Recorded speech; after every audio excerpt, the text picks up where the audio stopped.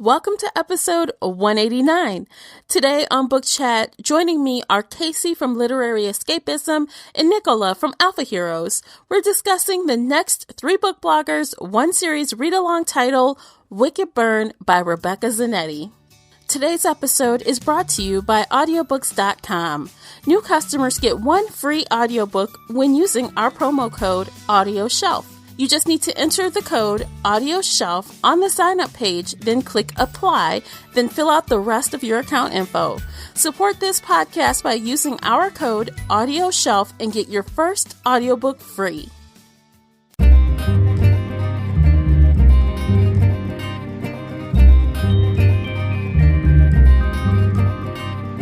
Hey everyone, I am your host, Tamara Ford, and welcome to Book Chat here on the Shelf Addiction Podcast. If you're new here, welcome. If you're returning, welcome back.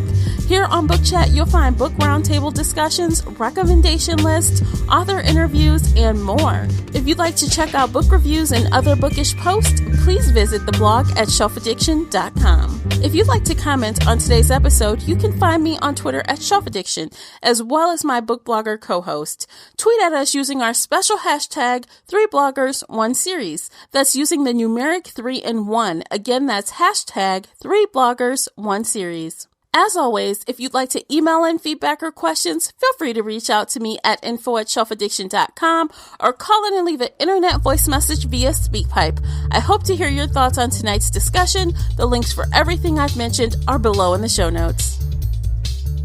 Hey everyone, welcome back to another roundtable discussion of the 3 Bloggers 1 series read along. And joining me, as always, are my 2 read along co-hosts, Casey and Nicola. And we'll let them introduce themselves. Casey, how about you first?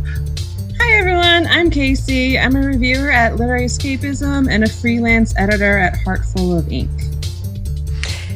And I'm Nicola Anichuk. I have been blogging for quite a few years at alphaheroes.net, and I occasionally do some reviews for RT, and happy to be here on the podcast. Yay, glad you guys are here. So today we are talking about book number 3 of the Realm Enforcer series by Rebecca Zanetti, and that is called Wicked Burn. I hope you guys have read along, and if you're listening, beware, spoiler alert, we're just going to talk about everything here, so you've been warned. Don't say we didn't tell you. Where should we start, guys? This was a very short read to me. Kind of felt kind of short. Yeah. So where do you want to start? I'll let you guys choose a spot, because there's some fun things to talk about. We can start with the beginning and the whole prophecy that was just like, oh, hey, you need to go do this thing, quit your life and go be evil forever. And he was like, okay. And I was like, that's it? That's all it takes for you to go be evil for a century? Yeah, he's like, the love of my life, I bought this house, but okay. But the love of his life would have perished in the plague if he hadn't done that. Yeah. So it's it's a pretty huge plot device, right, to start things off, but establishes the tragic backstory, right? Mm-hmm, mm-hmm. But I did like how the book did pick up essentially right after the end of the previous book. So we kind of did get the little flashback into time to kind of see how this all kicked off and how she ended up back, with Nick, in a way, which was good. But I don't know. At first, I didn't really understand the prophecy exactly. I'm like, okay, so it took me a minute to really connect the dots. And it seemed like he was, I guess, bound to protect Zane and his brothers, in the demon world. But it flipped on its head a little bit. And he's second in command and like brothers to them. And I guess that's part of the prophecy. He doesn't know everything. I guess he knows a little bit. And the rest kind of just happened. Yeah. But still. Yeah. Again, yeah. And I think this is another place where missing out on the first series probably detracts from the experience here. So I don't know because I haven't read it yet. I probably will, but it does feel like you'd have more context for all of those machinations if you'd known what went on in the previous series. See, Probably, that's yeah. a big assumption, I feel like, because I'm not confident. Because, I mean, honestly, I've read plenty of spin-offs where I did not feel like a chunk was missing. And I Sure. feel like that says something about the ability of the writer to tell people who are new about the world without info dumping the previous readers. I feel like that was a little missing so far. And I don't think I should have to be required to go back and read the previous series to understand this. I don't. That's fair. But that's just me. Yeah, and I didn't feel that I needed to know it, but I if you were feeling, I don't know, I'm more willing to let things ride, I guess, in the paranormal worlds than some people are. I'll jump into the second or third book and I'll be like, oh, these guys must have been in another book, but I don't need to know their whole story just because they showed up, you know. But some people do. Those weird people who want us to know everything, though. I'm the opposite of you. I want to know everything, and even reading spin-offs, I want to know, and I didn't get that knowing feeling, like you were saying. Like, it's all the stylistic of the author, I guess. Yeah. Well, I definitely I think, come in the middle. I like to understand what's going on, but I don't have to nitpick everything that doesn't have a clear answer. As long as it makes sense in the grand scheme of things, I'm okay with it. But when things don't make sense and it's like, that's kind of dumb, it doesn't connect, then that's when things start to kind of bother me. But as long as that doesn't happen to that extent, I can kind of let some things just go and just take it at face value. Yep, right. So I there was a lot of action in through this whole book. It felt like kind of anytime the plot started to slow down in any way, like something blew up and people started chasing them again. So, or you know what else happened? What? Sex was a great plot device in this book. See, I felt the other way around. It was like the sex was always getting interrupted by things blowing up. I mean, you're running. Wait, let's have sex right now. Hey, wait. In the alleyway while it's raining, and Yeah, that was a kind of a like, okay, paranormal people must not be bothered by that. Right. She doesn't care about bricks in her back. Like Nicholas Sparks meets Vampire World or something. Right. And he was, Nick, honestly, when it came to the sexual stuff, he's like such a walking contradiction. One minute he's like, oh, I should be so delicate with you. You're so this and that. And then the next he's like, let me smack that, you know what, and let's bam, bam. And he's all like, extra raw. I'm like, wait a minute. I'm like, rubbing people against brick walls and doing all the crazy stuff, and then the message, I wanted to be romantic. What? I know that was a strange choice for a first time. Yeah. So for the readers who haven't read it, it was pouring down rain. They were standing up in an alley. They were banging up against after a brick running wall. For their life. They were paused. The bad guys had missed them. They were in but yeah.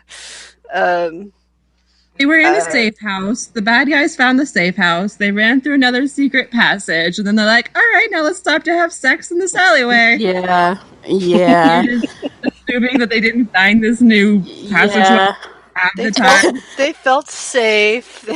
They felt like they'd lost their pursuers, and like they had all that adrenaline, and they had to do something with it. But they do the same thing later. So they're on break during. We're going to jump ahead just a little bit just to talk about the sex. They're on break during the little trial, and they're all like, let's mate real fast on this table in this conference room. And so they go back. I mean, it's all crazy. People are hearing them. It's a little nuts. They go back, and then one of the guys on the from the Covenant 9, they're like, wait, you guys made it over lunch? Yeah. Well, they're afraid they're going to behead her, so that might be their last chance. Last chance to get it in before That's you right. go. Where do you want to go? I mean, come on. You're not going to let those opportunities go if you think you're going to be dead in 10 hours. Oh, gosh. I guess. I don't know. The last meal with sex, I guess. That's right. I don't know. Seize the moment, ladies.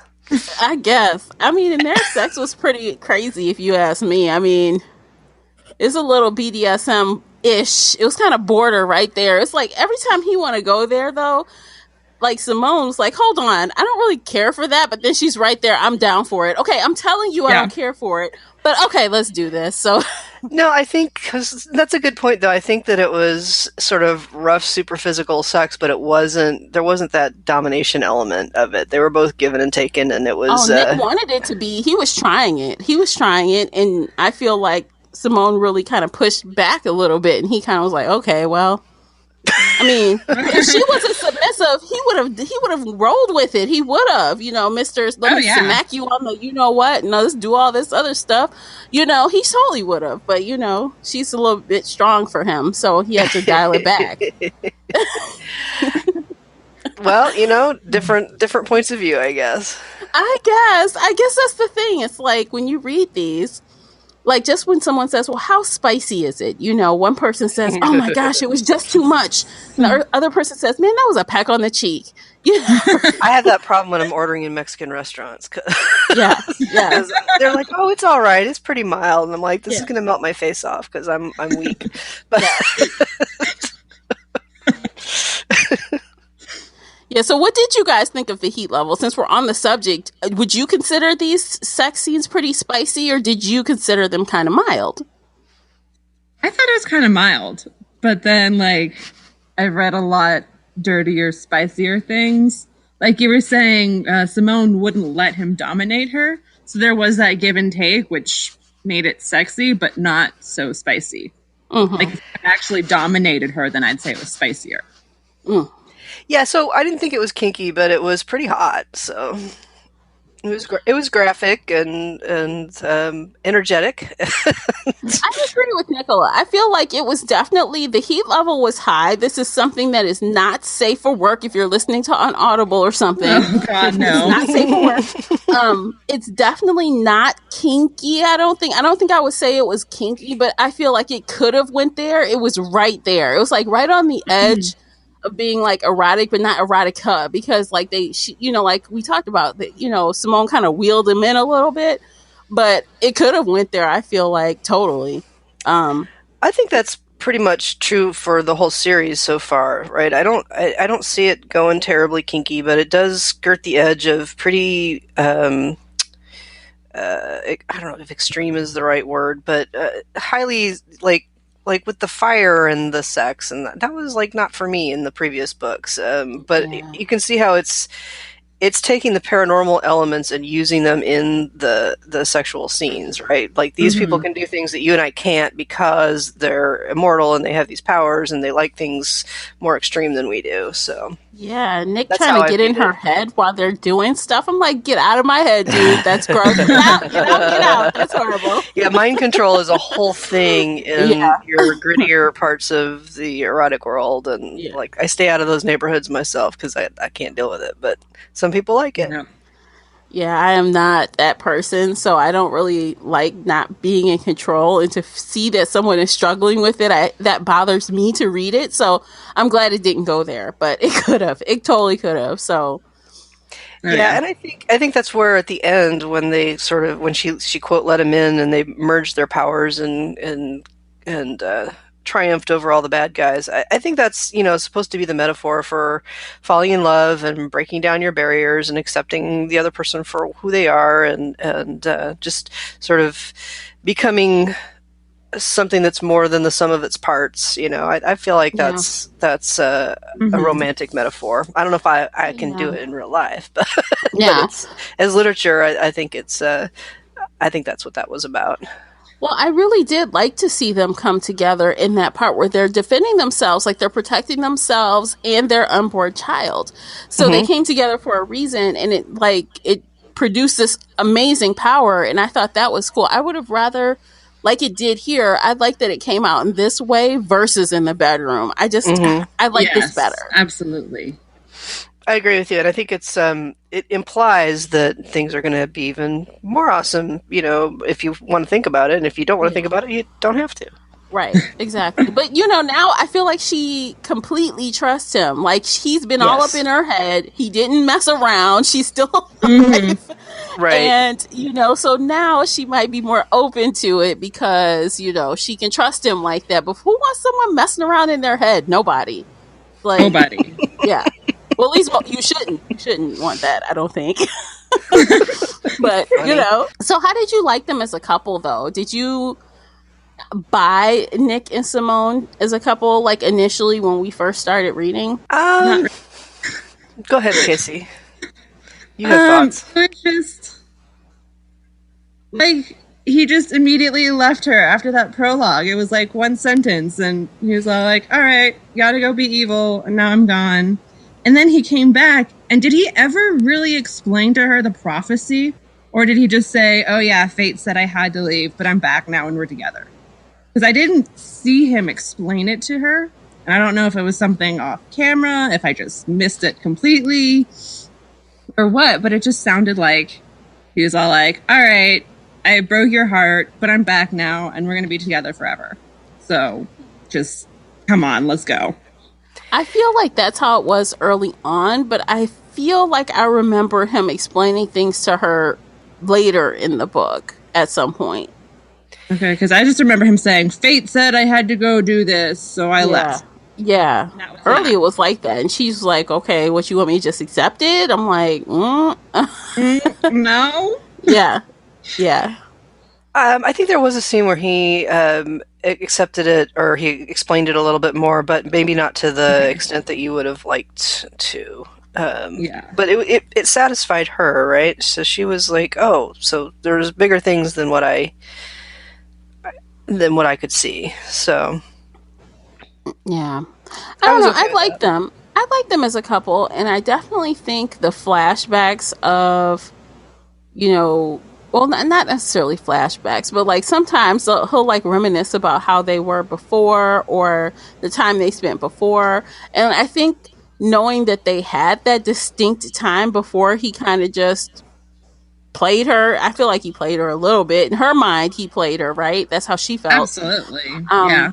So before that, I mean, I guess, I don't know if anyone has experienced that, but like you go away from someone because you have a bad breakup and you come back, you're thrown back together and there's still something there. So I definitely believe that. So I think that was easier for me to swallow versus the couple in book one, like kind of because there wasn't, they had an existing relationship that was serious. So I bought into it quicker, I think.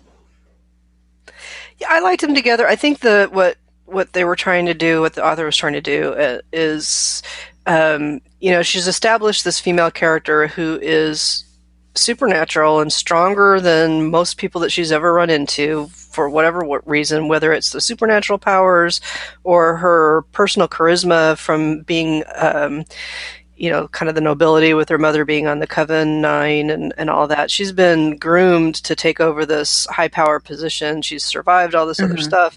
So when you have a character like that and you are trying to come up with a match for them, a hero or a significant other that will match them, then, doing this extra powerful, extra arrogant, extra everything kind of foil is pretty common in paranormal. So some people like it and some people hits that alpha hole line for them. No, I feel like sometimes, like you're right, it's almost like there's two alphas. She's an alpha and he's an alpha. Yep. Just to balance her. And that makes sense because while, there's nothing wrong with a beta, guys, sometimes women are not turned on by that, and that's not what Zanetti is writing. Right, so exactly. I think that the world would end if she wrote a beta hero. I think that would not happen. Yeah, especially not for someone as strong as Simone. And that is also something I loved about her is she pushed against that protectiveness with everyone, with Bear, with Nick, with Zane, everyone. She's like, you guys calm down, okay? I can take care of myself. I know what I'm doing. Like, slow your roll, get in your place. It's like she constantly is pushing back against that, and I'm sure she's that's almost tiresome for her. I'm sure. Oh, I'm sure it is, and that's a certain theme in the world today too, isn't it? It is. Yep. So, Yeah, but I like that because you guys know I hate a weak woman, and Oh, yeah.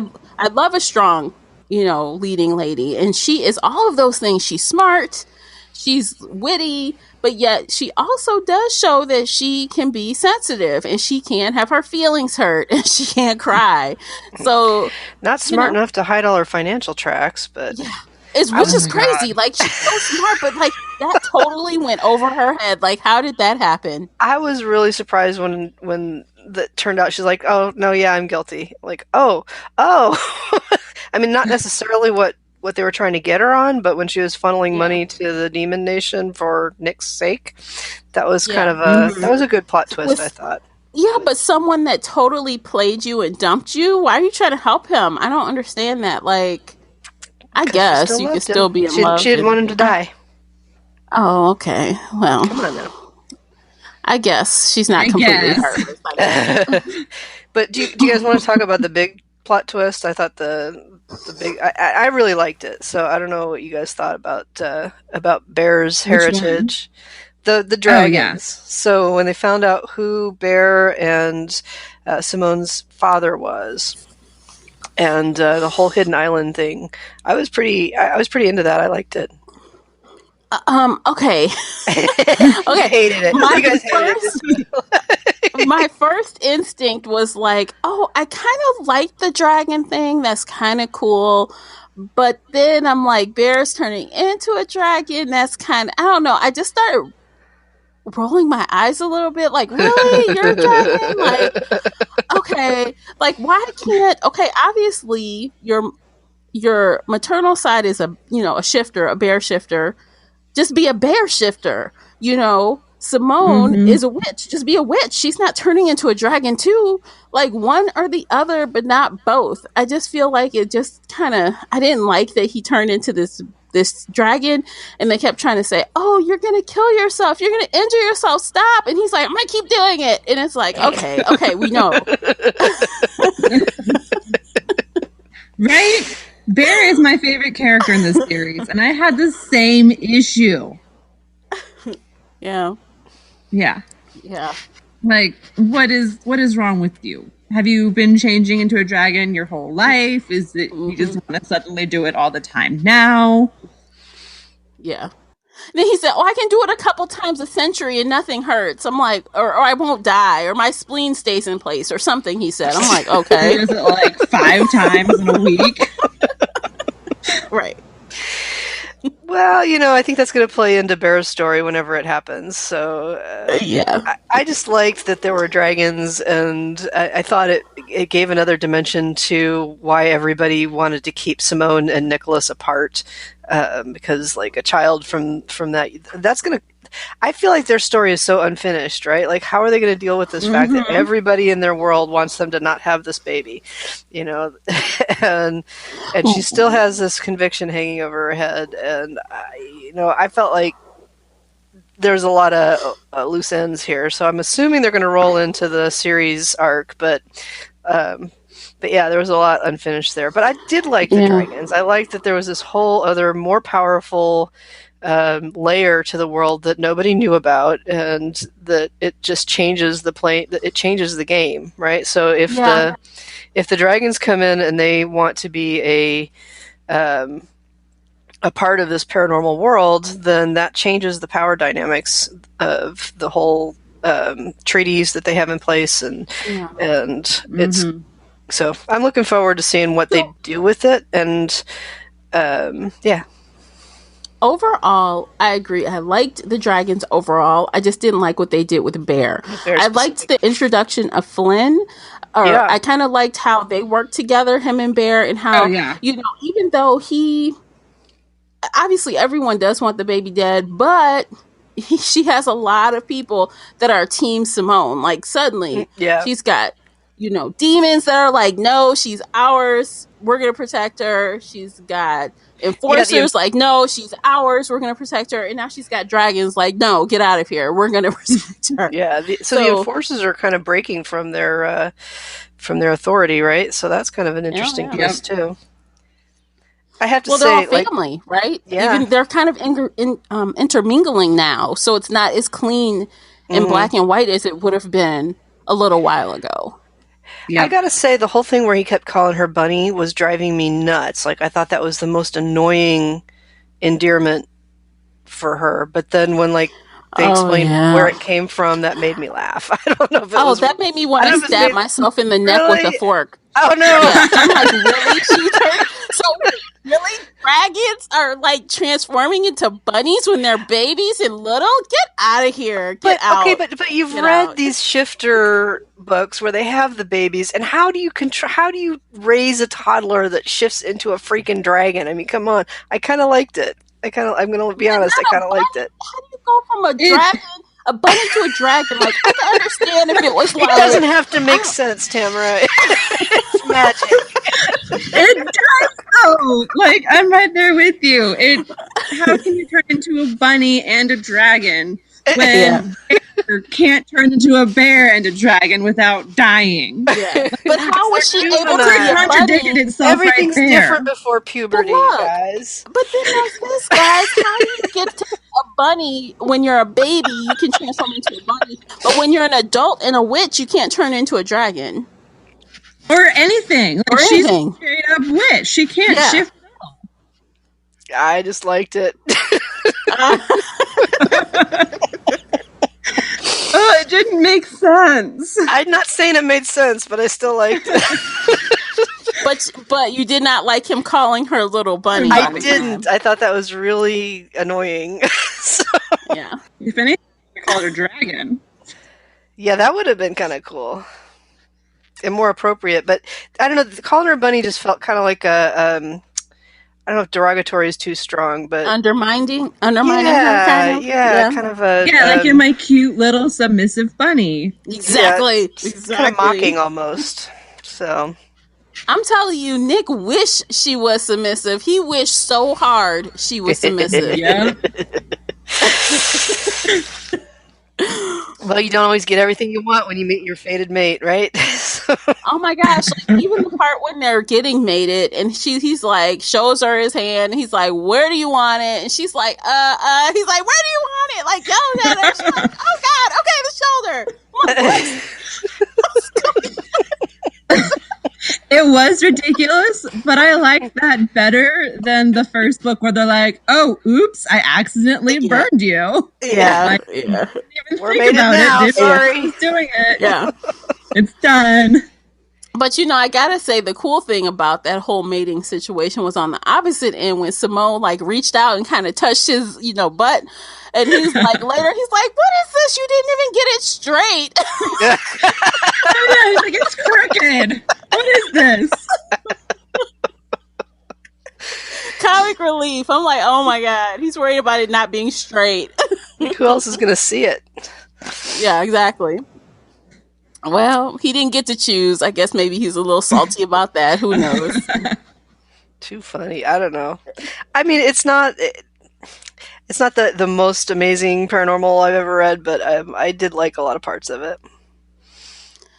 Yeah, I in full disclosure, I always feel like I like the book more after talking to you guys. Yay. I do. Yeah. It's like I kind of have this idea in my mind, at first, and then after I hear some different points of view or even some agreement with me, and I'm like, wow, I'm really laughing at some of the stuff in this book. Maybe it was, I liked it more than I thought I did, maybe. Maybe you just have to be willing to giggle at it a little bit more. Maybe you guys are just taking it too seriously. Well, I kind of do like to take my paranormal seriously, especially when they're like going around mating and stuff. That's like supposed to be all awe and I don't know. I just maybe I do turn take off it too my seriously. editor brain. Yeah, and there are things that don't make sense, and I was like, I would fix this, and I would change this, and I would do that, and this needs to happen. Yeah. I understand because, like I said earlier, I can let a lot of things go as long as it makes sense. Like, and if it doesn't make sense, it kind of does stick around in my mind. But, I can't just let it go. Like, that just doesn't make sense. You just lose the ability to even. Yeah. Yeah, Yeah. pretty much. So, I don't know. I thought it was a very quick, kind of light read, I guess. I would call it that. Yeah, I thought it was super fast paced. I mean, you're going to blaze through this if you follow all of the chasing and if you like sort of romantic suspense and you like thriller movies. There's definitely that sense in this book where they're kind of being chased from one crisis to the next, and they fit their personal stuff in around it. Oh my gosh. Okay, so this might be totally rude, but I cannot help it. So I watched the other day the third 50 Shades movie. So now look, you guys, I only read the first book and I didn't like the first book, but I watched the movies just because I wanted to see how bad they were. And the last movie, they did a lot of running around, like running from people, like driving real fast on the road and doing all these things.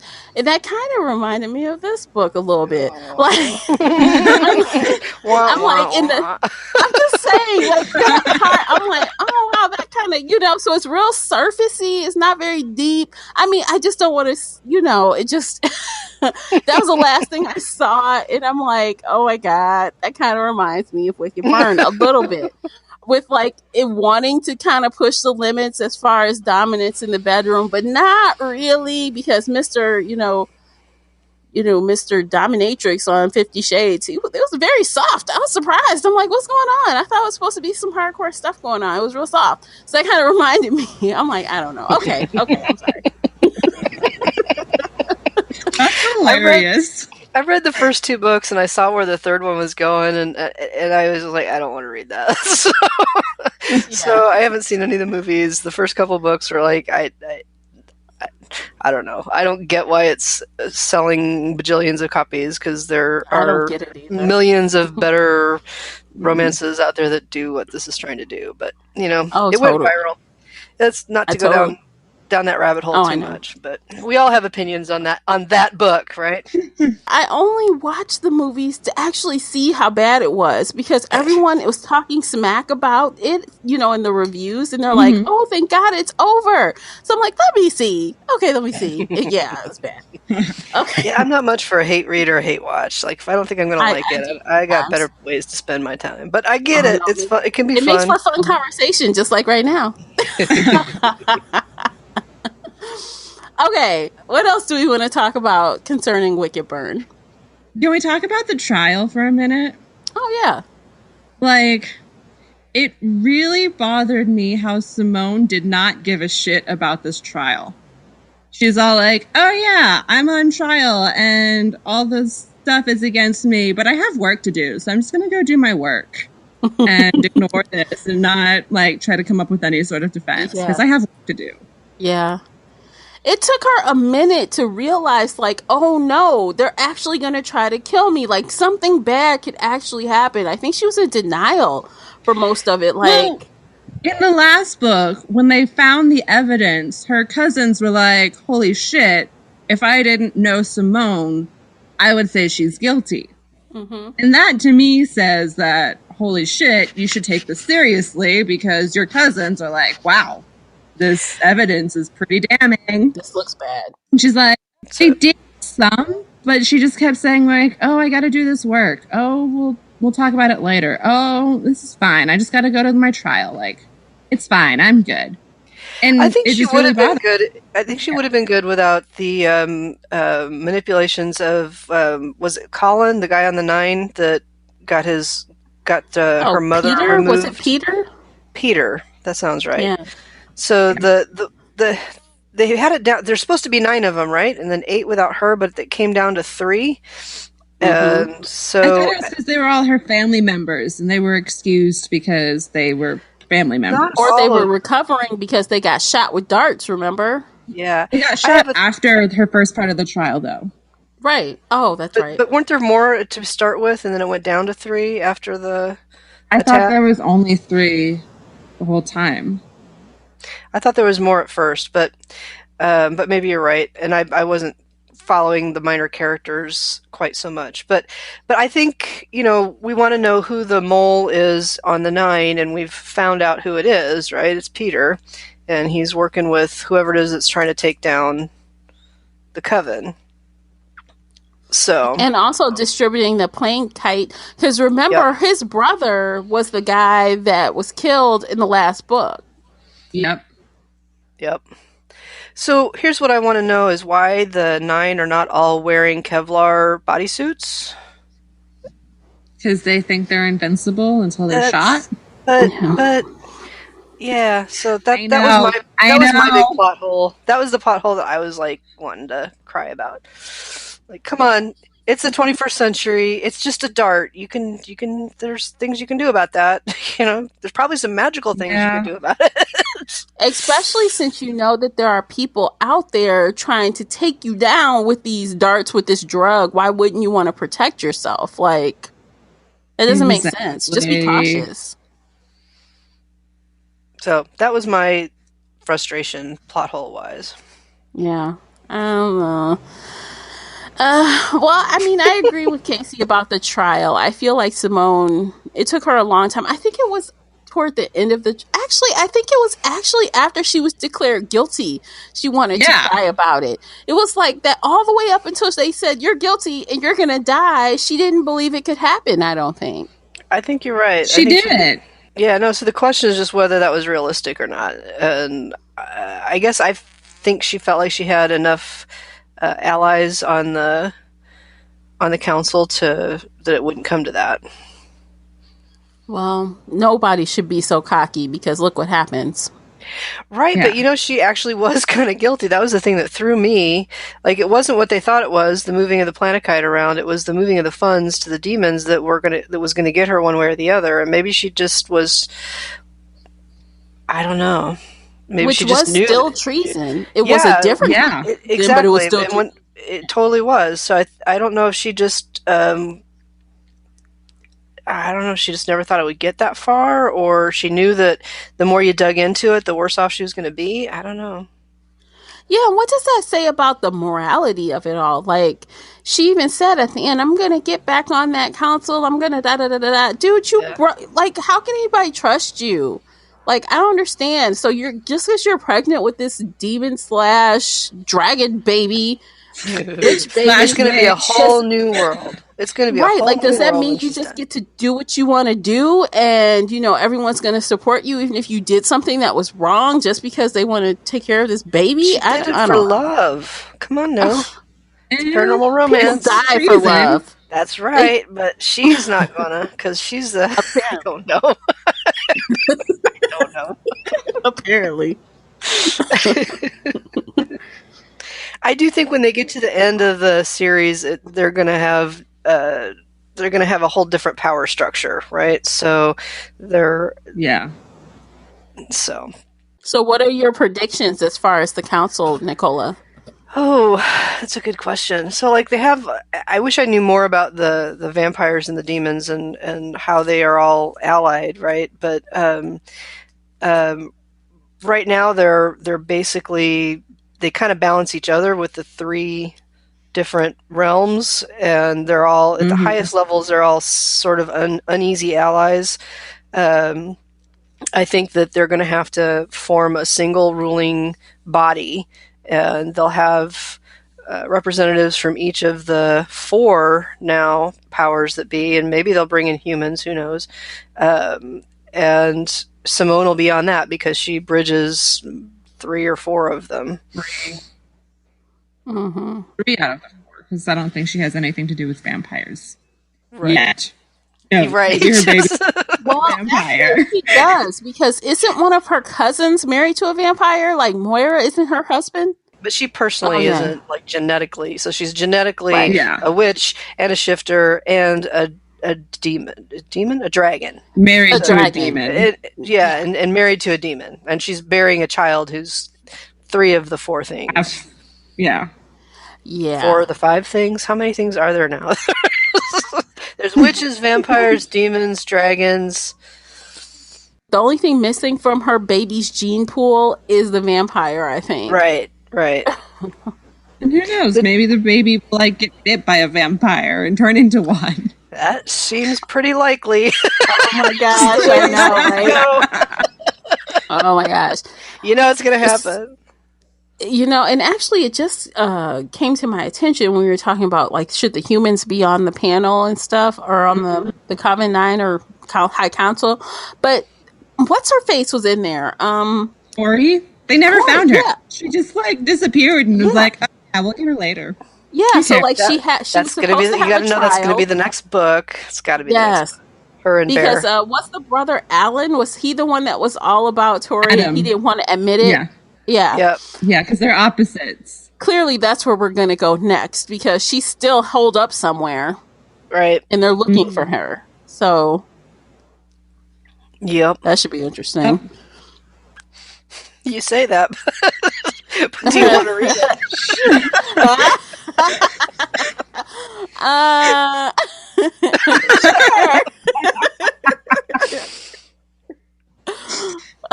Oh my At goodness. least we can laugh about it.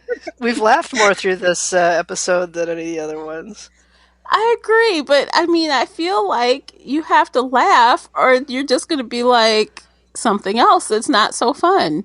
So, Aw. I mean, and I Crying think and that's some, nitpicking or... yeah, I feel like it's fun. And if I try to look at it as being fun and not nitpicking it to death, I think, like I said earlier, it kind of helps me enjoy it a little more. Poke fun at the fun stuff. Definitely enjoy it when we talk about it. Yeah, for sure. Okay, is there anything else to talk about regarding Wicked Burn before we throw out our 5 scale rating as we usually do? I think we covered the high points. Yeah. Yeah, I don't want to nitpick at the very end, so I'm just Yeah. letting it go. Thank you. Thank you, Casey. You're welcome. Okay, guys, before we give our rating, if you have been reading this series along with us and you have some comments on Wicked Burn, please hit us up on Twitter using the hashtag 3bloggers1series. That's using the numeric 3 and 1, and we want to talk to you about it. So if you've been reading and you have some comments on this conversation or about the book in general, hit us up. So let's start with the ratings. Nicola, how about you go first? You know, I really, really want us to be able to do 3.5 because I would put this at 3.5. But compared to some of the other 4s, I'm going to have to make it a 3. Okay. I liked it, but you know, there's better books out there. Okay. Is this your first 3 of the series? I might have done a 3 last time. Okay, I can't remember. Okay, Casey, how about you? It's 2 stars for me. This conversation was really fun, but there were so many issues I had with the book that I don't even want to get into right now. But yeah, I can't. There was no conclusion. Mm-hmm. That's my biggest. Yeah, it There was was very no- open-ended. I agree. It was a happily for now with a lot of moving parts. You're right. It wasn't there wasn't a true cliffhanger. There wasn't even I guess there was a semi-closure to a small arc. Momentarily. But Well, they're it's together, just- so the romance had closure, but the paranormal elements did not. Yeah. Yeah, so I can't. 2 stars. I'm just Okay. Okay, I'm going to give it 3 for me. I think what helped me give it the 3 was that it was a fast read and I was able to speed through it really quickly. And I did really like Simone's character overall, even though she did have some glaring contradictions as far as how she operates. Yep. Like, you know, as far as what's right and what's wrong and stuff like that and what's okay and what's not. I kind of had issues with some of that, but I liked how she was as a person, and I like that she kind of like pushed back on her guy. That's like the best part of it, which made them even more believable to me, and their relationship sparks a little bit brighter because she wasn't just rolling over, so to speak. So Yeah. I like those things. So I would come in at a 3. Okay, so Yeah. are we we're done today, right, ladies? Are we done with Yes. Wicked Burn? I think so. Okay, so the next book is Wicked Kiss, and we have some assumptions about who's going to be in the main couple in that book. I haven't even read the synopsis, so I'm not sure. But we will be reading Wicked Kiss. Be back here next month, and we will have another roundtable book discussion for you. So thanks for spending the time hanging out with us today, and we will catch you next time. And until then, happy reading. Bye, everyone. Bye. Bye. If you enjoyed today's book chat episode and would like to show your support, there are a few things you can do. Head on over to Apple Podcasts and leave a positive 5-star review. You can follow me on Twitter at Shelf Addiction.